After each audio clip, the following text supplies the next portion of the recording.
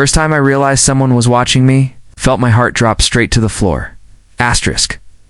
Not because I was afraid, asterisk, but because the person who caught me was the last person in the world I expected to see standing there, staring directly at me through the window. Her name was Hannah. The expression on her face told me she had known for a long time. Asterisk, before we begin, if you believe in kindness, second chances, and the unexpected ways life changes us, take a moment to like this video, comment where you're watching from, share this story with someone who needs hope today, and subscribe to the channel. Support truly keeps stories like this alive. Asterisk, my name is Lucas Bennett. And 3 months ago I moved into a small rental house on a quiet street in Portland, Oregon. Asterisk, it wasn't the kind of neighborhood people brag about.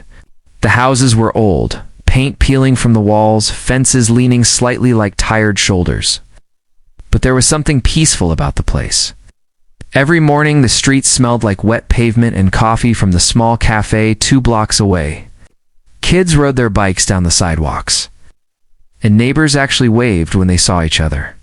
Asterisk, for someone like me, that kind of quiet felt like a miracle. Asterisk, you see, I hadn't come to Portland for a fresh start. I had come to disappear.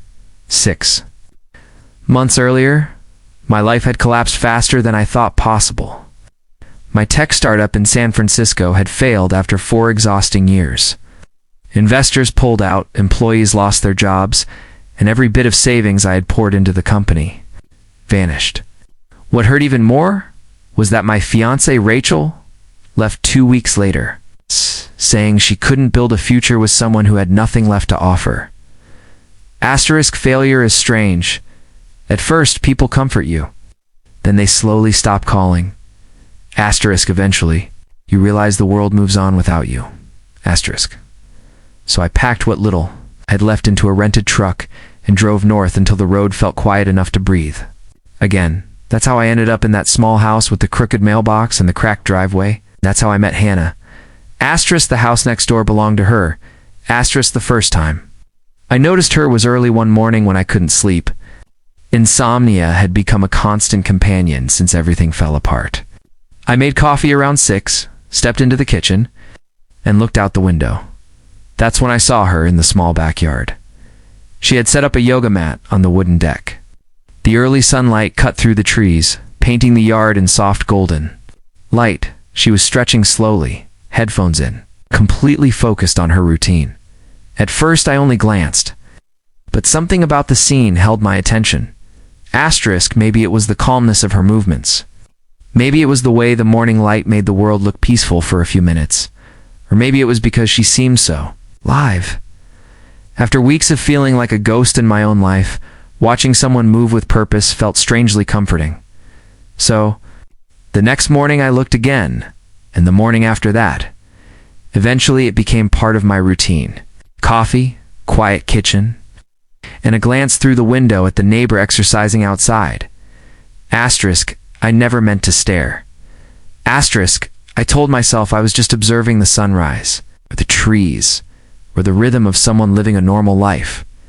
Asterisk, but deep down I knew the truth. I was watching her. Hannah seemed to be in her early 30s. She had auburn hair usually tied into a loose ponytail, and she wore the same pair of gray running shoes every morning. Sometimes she lifted small dumbbells. Sometimes she stretched or practiced yoga. Asterisk, other times, she simply sat on the deck afterward, breathing deeply and watching the sky. Asterisk. Those were the moments that fascinated me the most. Asterisk, because she looked peaceful in a way I hadn't felt in years.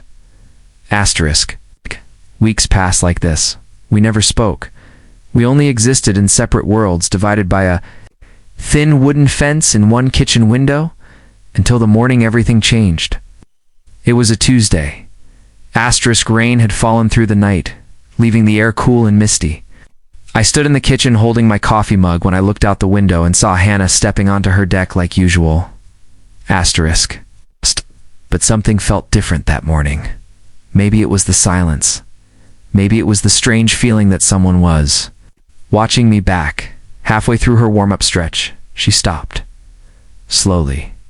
She turned her head and looked directly at my window. Our eyes met instantly. My stomach dropped. For a second, neither of us moved. Then she walked across the yard, toward her house, toward mine. I panicked. My first instinct was to step away from the window and pretend I had never been there. But before I could move, there was a knock at the door. A slow, confident knock. I opened it with my heart pounding like a drum. Hannah stood there in her workout clothes, slightly out of breath, hands resting on her hips. Up close, she looked different than from across the fence. Not just athletic, but strong in a quiet, grounded way. For a moment, she simply studied my face. And then she said something that completely disarmed me.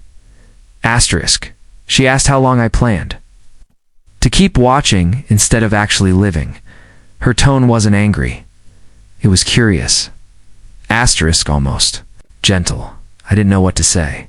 Embarrassment burned across my face as I tried to explain that I hadn't meant anything by it, that I was just drinking coffee and looking outside.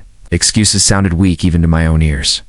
But Hannah didn't laugh or accuse me. Instead. She leaned against the doorframe and asked a simple question. Why did I look so tired all the time? No one had asked me that before. Something about her directness broke through the walls I had built over. The past months, words spilled out before I could stop them. The failed company, the lost savings, the broken engagement. It's the feeling of becoming invisible in my own life. I expected judgment. Instead, she listened. Really listened. When I finished, Hannah nodded slowly like someone who had heard a familiar story. Then she told me something I didn't expect. 3 years earlier, she had survived a car accident that nearly killed her. The crash shattered her leg and left her unable to walk for months. Doctors warned that even if she recovered, intense physical activity might never be possible again. For someone who had been a marathon runner her entire life, that diagnosis felt like a prison sentence. But every morning she went outside anyway. First she practiced standing, then walking, then stretching. Eventually she began running again. Not because it was easy, but because refusing to try meant surrendering her life to fear. That was why she exercised every morning. It reminded her. She was still here, still alive, still capable of moving forward. Then she looked at me and said something I would never forget. She told me that watching someone else live is the loneliest way to exist. The words hit harder than any insult could have, because they were true. Standing there in the doorway, I realized I had spent months observing life from a distance, like someone sitting in the audience instead of stepping onto the stage.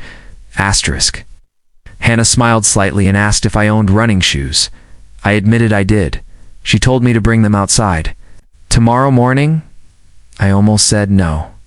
But something about the invitation felt like a rope being thrown to someone drowning. The next morning, I stepped onto my backyard for the first time since moving in. Hannah was already stretching. She waved casually and told me to start with simple movements. That morning I lasted 7 minutes before collapsing onto the grass, lungs burning and legs shaking. Hannah didn't laugh. She just said tomorrow. We would try for 8 minutes. Days turned into weeks. 8 minutes became 15. 15 became 30. Running slowly replaced the numbness that had been sitting in my chest for months. The morning air, the rhythm of footsteps, the quiet conversations between stretches, all of it started rebuilding something inside me. I thought was gone forever. Confidence, purpose, hope. Eventually I began applying for jobs again. 2 months. Later I accepted a position with a small software company downtown. It wasn't glamorous like my old startup dream, but it was honest work and a chance to start again. On the day I signed the contract, I ran farther than I ever had before. Hannah waited at the end of the street, clapping like I had just finished. A marathon, maybe in a way I had. Life doesn't always give us dramatic rescues. Asterisk. Sometimes it gives us a neighbor who knocks on the door and asks the question we've been avoiding. Asterisk. So if this story touched your heart even a little, please take a moment to like the video, share it with someone who might need encouragement today, and subscribe for more real and emotional stories like this. Asterisk. And before we finish, I have a special request for you. Asterisk in the comments below. Write the word forward if you believe life always gives us another chance to move forward.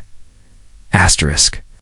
Because sometimes the moment that changes everything starts with something as simple as being caught watching through a window and realizing it's finally time to step outside.